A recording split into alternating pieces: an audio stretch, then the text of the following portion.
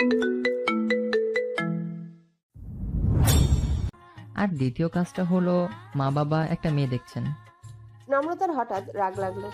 এই লোক যদি সে হয়ে থাকে তাহলে তার সে বিয়ে করে ফেলেছে, আর নেচে নেচে সেই খবরও দেওয়া হচ্ছে। নম্রতা তপ্ত কণ্ঠে বলল। তো বিয়ে করা হচ্ছে। নিষাদ খানিক ইতস্তত করলো, খানিক চুপ থাকলো, তারপর কণ্ঠটাকে যথাসম্ভব সহজ করে বলল। এখনই হচ্ছে না, তবে কথা চলছে আর কি। বয়স হয়ে যাচ্ছে তো, বিয়ে তো করতেই হবে, তাই না? আর মা বাবাও খুব চাপ দিচ্ছে। নম্রতা চাপা তেজ নিয়ে বলল। ভালো করে ফেলুন বিয়ে, তার আগে।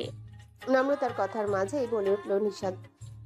আচ্ছা নম্র, বিয়ে নিয়ে আলাপটা পরে করি, আপাতত রাখতে হচ্ছে, বাবা ডাকছে। নম্রতা কিছু না বলে ফোন কাটলো। মাথা ভর্তি কনফিউশন আর প্রশ্ন নিয়ে বিছানায় গা এলিয়ে দিল। জীবনটা তো কমপ্লিকেটেড কেন? চারিপাশে প্রশ্নের পর প্রশ্ন। উত্তরের খাতাটা সবসময়ের মতোই শূন্য, সাদা। আকাশে মেঘ নেই, উজ্জ্বল রোদে ঝলমল করছে চারিপাশ। ডিপার্টমেন্টের সামনে গোল হয়ে দাঁড়িয়ে আছে নম্রতা আর তার বন্ধুরা। নাদিম কিছুক্ষণ পরপর হাঁচি দিচ্ছে, চোখ মুখ লাল, জিহবা বিষাদ, মন মেজাজও চটে আছে খুব। ছোটখাটো কথাতে রেগে মেগে গলা চড়াচ্ছে, গালাগাল দিচ্ছে। নম্রতার গায়ে সাদা সালোয়ার কামিজ, চোখ মুখ ফ্যাকাশে। একটু খেয়াল করলেই চোখের কার্নিশে দেখা যাবে নির্ঘুম রাতের কালো ছোপ দাগ। অন্তুর গায়ে ঢোলা ঢালা টি শার্ট, হাতে পানির বোতল। কোনো এক অদ্ভুত কারণে কিছুক্ষণ পর পর ঢক ঢক করে পানি গিলছে সে। কিছুক্ষণ আগেই ক্লাস শেষ হয়েছে, আড্ডাটাও বেশ জমে এসেছে। আড্ডার মূল বিষয়বস্তু লেখক রিচার্ড ডকিন্সকে নিয়ে। যখন সবাই যুক্তি দাঁড় করাতে ব্যস্ত, ঠিক তখনই ধীর পায়ে পাশে এসে দাঁড়ালো নীরা।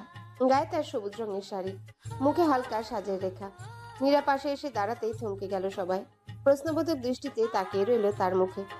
পাঁচজোড়া চোখে নীরব দৃষ্টিতে নীরা কেমন ভ্যাবাচাকা খেয়ে গেল। সবার দিকে চোখ বুলিয়ে হাসার চেষ্টা করলো। ছোঁয়া চশমাটা নাকের ডগায় নামিয়ে বিস্মিত কণ্ঠে বলল। শাড়িতে তোকে হেভি লাগছে, কিন্তু আজ তো ভার্সিটিতে কোনো ওকেশন নেই, শাড়ি পরছিস কেন দোস্ত? নাদিম অধৈর্য কণ্ঠে বলল। তুই কইতে টপকাইলে তুই না বাড়িতে গেছিলি? আর এসব মাঞ্জার কারণ কি? মতলব তো সুবিধার না মামা, বিয়া করালেছ নাকি? দাওয়াত দেশ নাই? তোর বিয়া মানি না, ফুট। নাদিমের সাধারণ কথাটাতেই উপস্থিত একজনের বুক ধক করে উঠল, গলায় আটকে গেল নিঃশ্বাস। হতভম্ব অসহায় চোখে চেয়ে রইল নীরার ফর্সাটে মুখে। নীরা হাসার চেষ্টা করে বলল। তোদের না বলে বিয়ে করবো নাকি? বাসা থেকে ছেলে ঠিক করেছে, তার সাথে দেখা করার কথা আজ ভার্সিটির পাশের রেস্টুরেন্টটাতে। তাই কথাটা শেষ করতে পারল না নীরা। তার আগে একজোড়া চোখে আটকে গেল তার চোখ। সেই পাগলাটে দৃষ্টিতে ভেতরটা কেমন কেঁপে কেঁপে উঠতে লাগলো নীরার। সেই চোখে চোখ রেখে শক্ত কণ্ঠে কথাটা শেষ করলো নীরা। তাই তোদের সাথে দেখা করতে এলাম। খুব নার্ভাস ফিল করছি, দোয়া কর বিয়েটা যেন হয়ে যায়। অন্তুর হাতের বোতলটা দুমড়ে মুচড়ে গিয়েছিল সে অনেক আগে। নীরার কথাটা শেষ হতে বোতলটা ছুঁড়ে ফেললো দূরে। নিঃশব্দে সরে গিয়ে নিজের বাইকের উপর বসলো। বাইকে স্টার্ট দিতেই চেঁচিয়ে উঠলো নাদিম। নাদিমের কথার কোনো রূপ উত্তর না দিয়ে বাইক ছুটালো অন্তু। সেদিকে তাকিয়ে থেকে একই সাথে পাঁচটা হৃদয় থেকে বেরিয়ে এলো তপ্ত দীর্ঘশ্বাস। কি বা করার আছে তাদের? নীরার জায়গায় অন্য কোনো মেয়ে হলে জান বের করে ছেড়ে দিত তারা, কিন্তু বন্ধুই যখন বন্ধুর প্রতিপক্ষ, তখন যে পরিস্থিতিটা বড্ড অসহায়। বন্ধুর জন্য বান্ধবীকে কি আদৌ কিছু বলা যায়? দুজনেই যে আপন, একদম নিজের। ঘড়িতে 9টা বাজে। আকাশে ঘন মেঘে ঢাকা। রাতের শেষ প্রহরে হুট করেই শুরু হয়েছে বৃষ্টি। আকাশ পাতাল অন্ধকার করা বৃষ্টি। শাহবাগের রাস্তায় হাঁটু সমান পানি। সেই বৃষ্টি আর পানিকে উপেক্ষা করে ভার্সিটিতে ছুটে এসেছে ডিপার্টমেন্টের ছেলেপুলে। 4 দিন বাদে সেমিস্টার ফাইনাল পরীক্ষা। লাইব্রেরিতে বই আর নোটের বহর। মৃদু গুঞ্জন তুলে পড়াশোনায় ব্যস্ত সবাই। করিডোর অথবা সিঁড়িতে বসেও চলছে গম্ভীর ডিসকাশন। ফাঁকা ক্লাসরুমেও 4-5 জনের গ্রুপ করে নিরন্তর ছুটে চলেছে গ্রুপ স্টাডি। শুধুমাত্র নম্রতাদের মধ্যে কোনো তাগিদ দেখা যাচ্ছে না। ক্যান্টিনে চিরপরিচিত টেবিলটা ঘিরে অলস বসে আছে তারা। একের পর এক চায়ের কাপ খালি হচ্ছে, কিন্তু বিষণ্ণতা যাচ্ছে না। টেবিলে পড়ে থাকা খোলা বইটির দিকে মনের ভুলেও তাকাতে ইচ্ছা করছে না। ছোঁয়া বার কয়েক বইয়ের পাতা উল্টে পাল্টে পড়ার চেষ্টা করছে, কিন্তু পারেনি। বন্ধুদের থমথমে আড্ডায় বসে থেকে পড়ায় মনোযোগী হওয়া যায় না। চিরপরিচিত 6 বন্ধুর আড্ডায় অন্তু অনুপস্থিত। 2-3 দিন যাবৎ বন্ধুদের সাথে কোনো রূপ যোগাযোগ সে করছে না। ফোন তুলছে না, ভার্সিটিতেও দেখা যাচ্ছে না। 4 দিন বাদে পরীক্ষা, অথচ অন্তু সেমিস্টার ফি পরিশোধ করেনি, নোট জোগাড় করেনি। বন্ধুরা ব্যাগ পকেট ছেড়ে হাত খরচের বাড়তি টাকা জড়ো করে অন্তুর সেমিস্টার ফি সামলে নিলেও পরীক্ষায় বসার জন্য আপাতত তাকে চায়। পরীক্ষার ইতিহাসে সেমিস্টার ফি দিয়েই পাশ মার্ক পেয়ে যাওয়ার ঘটনা বিরল। সুতরাং সেমিস্টার লস করতে না চাইলে অন্তুর পরীক্ষা দেওয়াটা চাই। কিন্তু অন্তুর কোনো হদিস নেই। নোট কালেক্ট বা পরীক্ষার কোনো চিন্তাই তার নেই। নাদিম ফুস করে নিঃশ্বাস ছেড়ে চায়ের কাপে চুমুক দিল। এক চুমুকে কাপের বাকি চাটুকু শেষ করে অন্তুর নাম্বারে ডায়াল করলো। ফোন রিসিভ হবে না এই মানসিকতা নিয়ে ফোনটা লাউডে দিয়ে চুপচাপ বসে রইল। কিন্তু সবাইকে অবাক করে দিয়ে প্রথমবারে ফোন রিসিভ করলো অন্তু। বল। অন্তুর স্বাভাবিক কণ্ঠস্বরে থমকে গেল নাদিম। কয়েক সেকেন্ড সময় নিয়ে ধমকে উঠে বলল, বল মানে? কই তুই 4 দিন পর পরীক্ষা, জানিস না সেমিস্টার কি তোর শ্বশুর দিবে? অন্তু আগের মতোই স্বাভাবিক কণ্ঠে বলল। আমি পরীক্ষা দেবো না। অন্তুর কথাটা যেন ঠিক বিশ্বাস করতে পারল না নাদিম। চোখ দুটো ছোট ছোট করে ফোনের দিকে তাকালো। সন্ধিহান কণ্ঠে প্রশ্ন ছুড়ল, মানে? আমি পরীক্ষাটা দিচ্ছি না। রাগে চোয়াল শক্ত হলো নাদিমের। অন্তরের দায় সারা কথা বিন্দুমাত্র সহ্য হচ্ছে না তার। দাঁতে দাঁত চেপে ধমকে উঠল, পরীক্ষা দিচ্ছি না মানে কি? মামার বাড়ির আবদার পাইছিস তুই? সং শুরু করছিস? থাপ্পড়ে গাল লাল করে দেবো হেলবার পাড়ায়। অন্তু শান্ত কিন্তু শক্ত কণ্ঠে বলল, আমার পরীক্ষা আমি দেবো কি দেবো না তা নিতান্তই আমার ব্যাপার, তাতে তোর কি? নাদিম এবার জ্বলে উঠল। রাগে লাল টুকটুকে হয়ে গেল তার ফর্সা মুখ। পরিস্থিতি হাতের বাইরে চলে যাচ্ছে দেখে ফোনটা নিজের হাতে তুলে নিল রঞ্জন। নাদিমকে হাতের ইশারায় চুপ থাকতে বলে ঠান্ডা গলায় বলল, হয়েছিস দোস্ত? আছি ভার্সিটিতেই। কোন দিকে? Statue park. রঞ্জন অবাক হয়ে বলল, এই বৃষ্টিতে? বৃষ্টিতে এখন নেই। রঞ্জন বাড়তেই কোনো প্রশ্ন না করে কল কাটলো। চোখ তুলে বন্ধুদের দিকে তাকাতেই সবার বুক চিরে বেরিয়ে এলো দীর্ঘশ্বাস। অর্ধেক খাওয়া চা রেখে স্ট্যাচু পার্কের দিকে হাঁটা দিল তারা। নীরা কিছুক্ষণ ইতস্তত করে বলল, তোরা যা, আমি বরং এখানেই থাকি। নাদিম তেরে এসে বলল, ঢং দেখাও? তোকে এইসব বাংলা ঢং দেখার টাইম আমাকে নাই। বিরক্ত হয়ে যাচ্ছিস। যাস ব্যাংকারকে বিয়ে করবি কর, বন্ধুদের সাথে আগলা ঢং দেখার মানে কি রে? নাদিমের কথায় মুখটা ছোট হয়ে গেল নীরার। অসহায় চোখে তাকিয়ে থেকে মাথা নোয়ালো। রঞ্জন দীর্ঘশ্বাস ফেলে শান্ত কণ্ঠে বলল, তোরা কি এখন নিজেদের মধ্যে ঝামেলা ক্রিয়েট করতে চাচ্ছিস? অযথা তর্কাতর্কি করার মানে কি? নিরু, তুইও চল। অন্তত আমাদের একার নয়, তোরও ভালো বন্ধু, তাই না? ওর খারাপ সময় আমাদের সাথে তোরও উচিত ওর পাশে দাঁড়ানো। ওকে একটু বোঝা, হয়তো ও তোর কথা শুনবে। নীরা আবারও অসহায় দৃষ্টিতে তাকালো। নম্রতা চোখের ইশারায় আশ্বস্ত করে বলল, রঞ্জন হয়তো ঠিকই বলছে নীরু। অন্তর উচিত সত্যটা অ্যাকসেপ্ট করে নেয়া। নীরা মুখ ভার করে বসে রইল। অন্তু তার বন্ধু, ভীষণ পরিচিত। এই ভীষণ পরিচিত মানুষটিকেও হঠাৎ হঠাৎ চিনতে পারে না নীরা। কেমন যেন ভয় হয়। চোখের দিকে তাকালে আত্মা কাঁপে। তার এই অনুভূতি কি করে বোঝাবে সে? স্ট্যাচু পার্কে শান বাঁধানো একটা বেঞ্চে বসে আছে অন্তু। গায়ে জবজবে ভেজা শার্ট। সবসময় খাড়া করে গুছিয়ে রাখা চুলগুলো এলোমেলো হয়ে চোখের উপরে এসে পড়েছে। চুল দিয়ে টপাটপ পানি ঝরছে। রঞ্জন ধীর পায়ে অন্তুর পাশে গিয়ে দাঁড়ালো। বন্ধুদের উপস্থিতি ঠিক ধরতে পারল না অন্তু। আগের মতোই চুপচাপ ভাবলেশীন হয়ে বসে রইল। নম্রতা কাঁধে হালকা স্পর্শ করতেই চমকে উঠল অন্তু। মুখ তুলে পাশে তাকালো। চোখের উপর এসে পড়া চুলগুলো হাত দিয়ে সরিয়ে চমৎকার হাসলো অন্তু। টকটকে লাল চোখের সাথে হাসিটা বড্ড বেমানান লাগলো নম্রতার। নাদিম ফুঁসিয়ে উঠে বলল, নিজেকে কি মনে করিস তুই? তোর পরীক্ষা তুই দিবি কি দিবি না এটা নিতান্তই তোর ব্যাপার। তোর উপর আমাদের কোনো অধিকার নাই। ভালো বলেছিস, থ্যাংক ইউ। রঞ্জনা ছোঁয়া নাদিমকে থামানোর চেষ্টা করলো। ছোঁয়া নাদিমের বাহুতে হাত রাখতেই এক ঝটকায় হাত ছাড়িয়ে জায়গাটা থেকে সরে গেল নাদিম। কয়েক সেকেন্ড নাদিমের যাওয়ার দিকে তাকিয়ে থেকে গাল ফুলিয়ে শ্বাস নিল রঞ্জন। চোখ ফিরিয়ে অন্তুর দিকে তাকালো। কয়েক সেকেন্ড চুপ থেকে বলল, হঠাৎ পরীক্ষা দিবি না কেন? শুধু শুধু এক সেমিস্টার লস দেওয়ার কোনো মানে হয়? তোর ক্যারিয়ারের কথাটা তো আমাদের চিন্তা কর। কোনো সমস্যা থাকলে বল আমাদের, হয়েছে রে কি? অন্তু নিরুত্তর বসে রইল। নম্রতা অধৈর্য কণ্ঠে বলল, আঙ্কেলের কথাটা একবার ভাব। তুই পরীক্ষা দিচ্ছিস না, এই খবরটা ওনার উপর কেমন ইফেক্ট ফেলবে, উনি কষ্ট পাবেন। অন্তু এবারও কিছু বলল না। বেশ কিছুক্ষণ চুপ থাকার পর খুব স্বাভাবিক কণ্ঠে উত্তর দিল, আমি ঠিক আছি, কোনো সমস্যা নেই। পরীক্ষা দিতে ইচ্ছে করছে না তাই দেবো না। কে কষ্ট পাবে আর কে পাবে না তার দায়ভার আমার নয়। নম্রতা রঞ্জন একে অপরের দিকে তাকালো। সুপ্ত দীর্ঘশ্বাস ফেলে উঠে দাঁড়ালো। নীরা আর ছোঁয়া খানিকটা দূরে দাঁড়িয়েছিল। নম্রতা নীরার হাত টেনে কিছুটা সরে দাঁড়িয়ে ফিসফিস করে বলল, তুই একটু চেষ্টা কর না নীরু। নীরা বিপন্ন কণ্ঠে বলল, আমার কথা কেন শুনবে ও? শুনবে এমন কোনো নিশ্চয়তা তো আমরা দিচ্ছি না, তবে শুনতে পারে। চেষ্টা করতে তো দোষ নেই। রঞ্জন আর ছোঁয়াও সায় জানালো। নীরা কিছুক্ষণ অসহায় দৃষ্টিতে তাকিয়ে থেকে রাজি হলো। নম্রতাদের রেখে দুরু দুরু বুকে অন্তুর দিকে এগুলো। আধ ভেজা বাঁধানো বেঞ্চিটাতে বসে সরাসরি অন্তুর দিকে তাকালো। অন্তুর দৃষ্টি কঠিন, স্থির দৃষ্টিতে তাকিয়ে আছে সামনে জমে থাকা কাদা পানির দিকে। অন্তু, অন্তু উত্তর দিল না। নীরা বেশ খানিকটা দূরত্ব রেখেই বসেছিল। সেই দূরত্ব বহাল রেখে মাথা নিচু করে বসে রইল। বেশ কিছুক্ষণ পর নীরবতা কাটিয়ে নিজে থেকে কথা বলল অন্তু। কি চাই? নীরা চোখ তুলে তাকালো। কি চাই মানে? তোর সাথে কি আমার চাওয়া পাওয়ার সম্পর্ক? অন্তু দুর্বোধ্য হাসলো। নীরা অভিমানী কণ্ঠে বলল, নম্রতা বা ছোঁয়ার সাথে তো এমন রুট ব্যবহার করিস না তুই, তাহলে আমার সাথেই কেন রুড়ো ব্যবহার করলাম নাকি? করিসনি? গত 4-5 দিন সবার ফোন তুললেও আমার ফোন একটা বারের জন্য তুলিসনি কেন? নীরার কথার উত্তর না দিয়ে পাল্টা প্রশ্ন করলো অন্তু। প্রেম কেমন চলছে তোর? নীরা বিস্ময় নিয়ে তাকালো। বড় বড় চোখ দুটোতে একটা দেয়া প্রশ্ন নিয়ে বলল, মানে? ওই ব্যাংকারের কথা বলছিলাম। সেদিন শাহবাগ পার্কে পাশাপাশি হাঁটছিস দেখলাম, দারুণ মানিয়েছে তোদের। কথাটা বলে হাসলো অন্তু। সেই হাসিতে ভেতরটা কেঁপে উঠল নীরার। কি মায়াময় হাসি! এই হাসিটার জন্য নীরার মরণও সই। কিন্তু বাস্তবতা ভিন্ন। নীরার 10টা মেয়ের মতো পাগলামো করতে পারে না। কাউকে ভালোবেসে প্রচন্ড সুখে মরে যাওয়ার ইচ্ছে পোষণ করতে পারে না। তার যে অনেক দায়িত্ব, পরিবারের প্রতি, মায়ের প্রতি, সমাজের প্রতি। দায়িত্বের বহরে যে সাজানো তার জীবন। অন্তুর দিকে আটকে থাকা দৃষ্টিটা সরিয়ে সামনে তাকালো নীরা।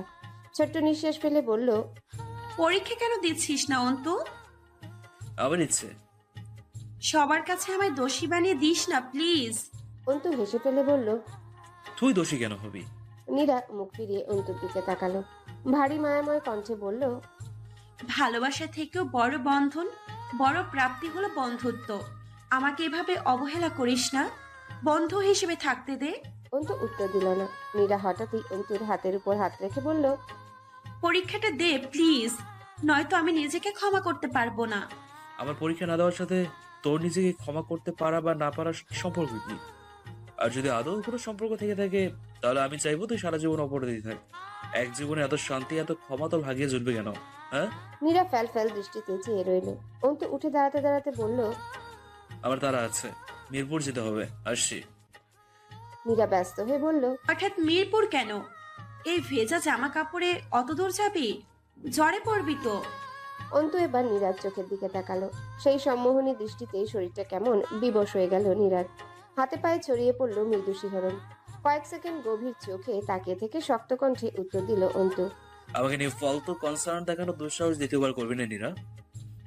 তুই কাকে বিয়ে করছিস? কতদিনের জন্য হানিমুনে যাচ্ছিস? কয় বাচ্চার মা হচ্ছিস? তা যেমন আমার ভাবনার বিষয় নয়, ঠিক তেমনই আমি সম্পর্কিত কোনো কিছুই তোর ভাবনার বিষয় হতে পারে না। কথাগুলো বলে এক মুহূর্ত দাঁড়ালো না অন্তু। অন্তু যাওয়ার পথে তাকিয়ে থাকতে থাকতেই চোখ জলে ভরে গেল নীরার। চোখের পলক ফেলতেই ফোঁটা ফোঁটা বৃষ্টিতে ছেয়ে গেল নরম গাল। পড়ার টেবিলের পাশে ছোট্ট টেবিলটাতে 3-4 পদের খাবার সাজানো। ঝকঝকে কাচের গ্লাসে খাবার পানি, চায়ের কেতলি আর কাপটাও পরিষ্কার ধবধবে। মধ্যবিত্ত পরিবারে যে কাপ পেরিচগুলো যক্ষের ধরের মতো আগলে রাখা হয়, সেগুলো থেকেও চমৎকার তার ডিজাইন। নাদিম খাবারগুলোর দিকে একদৃষ্টে তাকিয়ে আছে।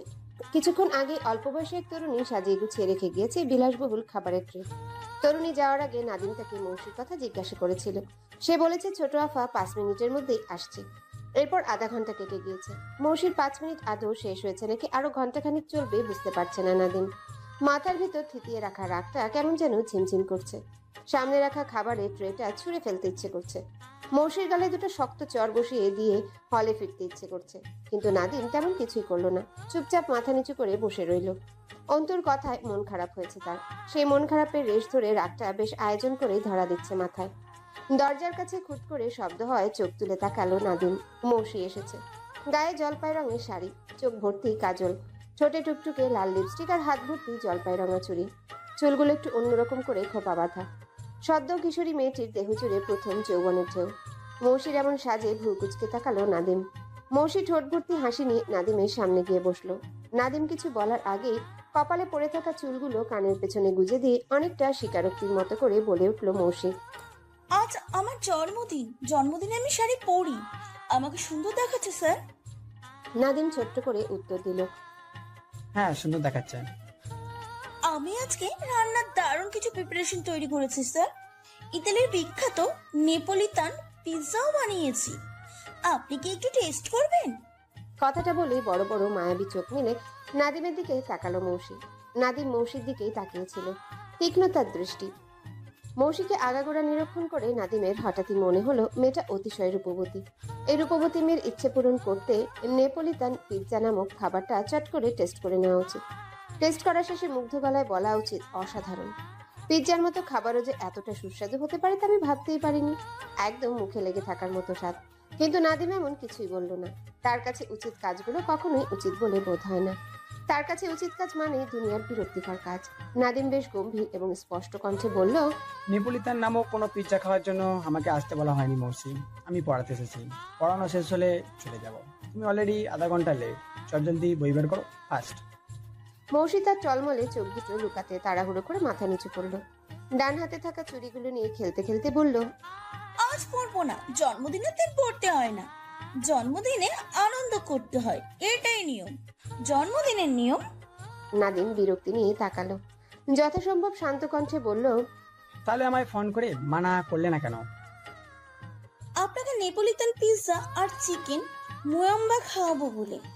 বাবা বাড়ি নেই, আস্তে আস্তে রাত। আপনি কি আমার সাথে আমার জন্মদিনটা সেলিব্রেট করবেন স্যার? নাদিম উঠে দাঁড়ালো।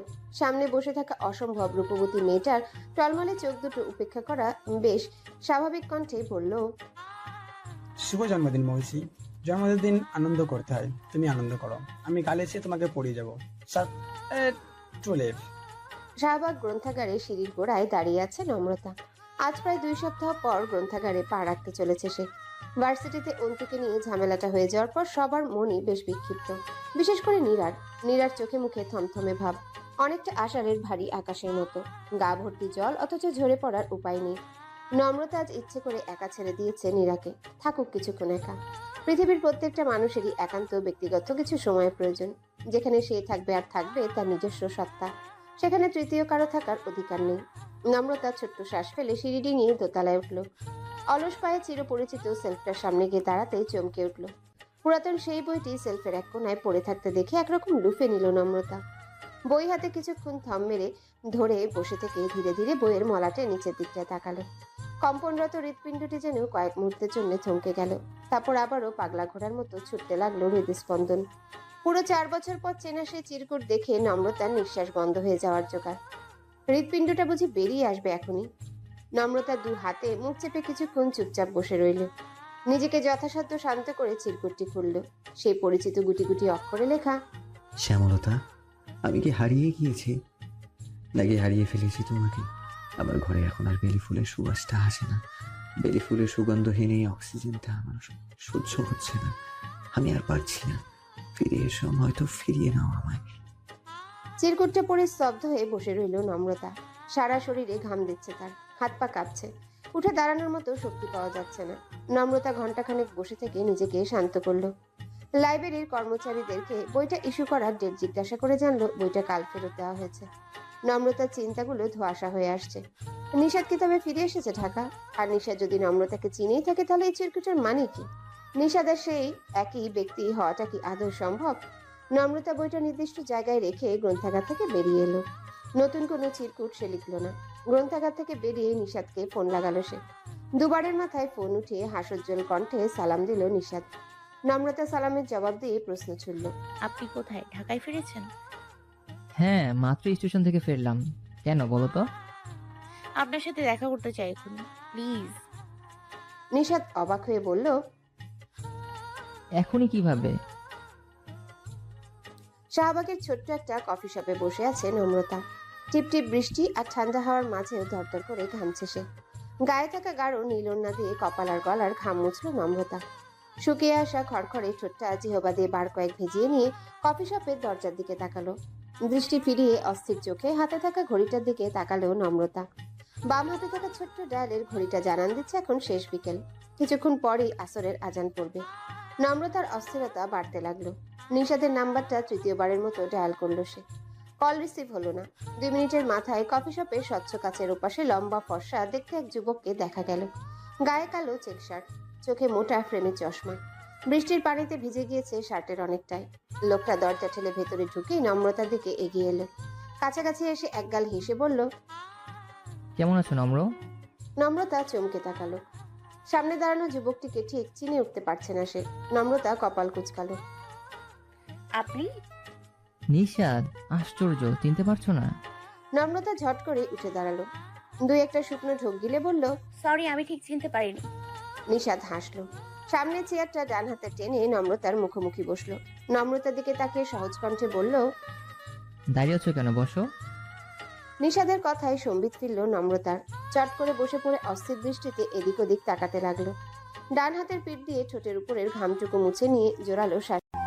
হ্যালো বন্ধুরা, পরবর্তী পার্ট খুব তাড়াতাড়ি আসবে, তো সবাই অপেক্ষায় থাকো। আর চ্যানেলটি যারা এখনো সাবস্ক্রাইব করনি তারা পরবর্তী পার্ট দেখার জন্য চ্যানেলটি সাবস্ক্রাইব করে রেখো। ধন্যবাদ সবাইকে, আমাদের সাথেই থেকো।